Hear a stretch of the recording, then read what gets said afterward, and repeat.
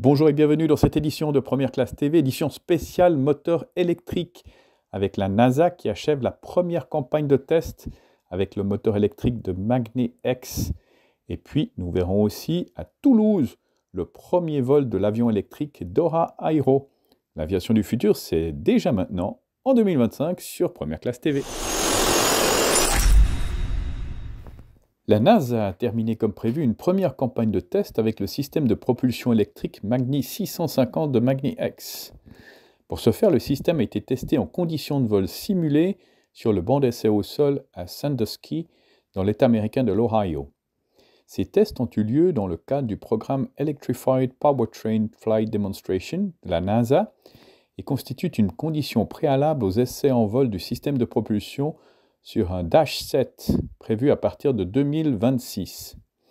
Dans le cadre des tests qui viennent de s'achever, des vols ont été simulés jusqu'à une altitude de 9000 mètres. Le moteur électrique a fourni jusqu'à 700 kW. Magni-X et la NASA avaient présenté en août dernier à Everett le Dash 7, dont l'un des 4 moteurs devait être remplacé par un moteur électrique Magni 650 pour les essais en vol. Le travail avec la NASA dans le cadre du projet EPFD permettra l'électrification de l'aviation commerciale régionale sous la forme d'une propulsion purement électrique sur les courtes distances et d'une propulsion hybride sur les distances plus longues, un pas important vers la décarbonation de l'aviation. Dans une phase ultérieure du programme, un deuxième turbopropulseur du Dash 7 sera remplacé par un autre système de propulsion Magni-X. Magni-X est convaincu que cela permettra de réduire la consommation de carburant de l'avion jusqu'à 40% par rapport à un Dash 7 équipé de turbopropulseurs. Integral E, la version électrique de l'avion biplace d'Ora Aero, a effectué en décembre passé son premier vol d'essai depuis l'aéroport de Toulouse-Francazal.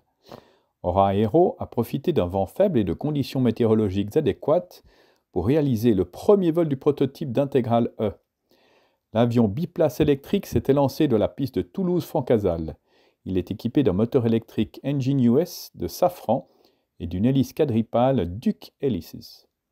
À son entrée en service en 2026, Ora Aero vise pour son Integral E une autonomie de vol de près d'1 heure et d'une capacité de recharge de 30 minutes. Pour l'heure, ce premier vol donne le coup d'envoi à 2 ans d'essais en vol. Le premier vol d'Integral E est un énorme pas en avant parce que cet appareil est l'un des premiers à répondre en version électrique à de nombreux besoins exprimés par les écoles de formation et les aéroclubs.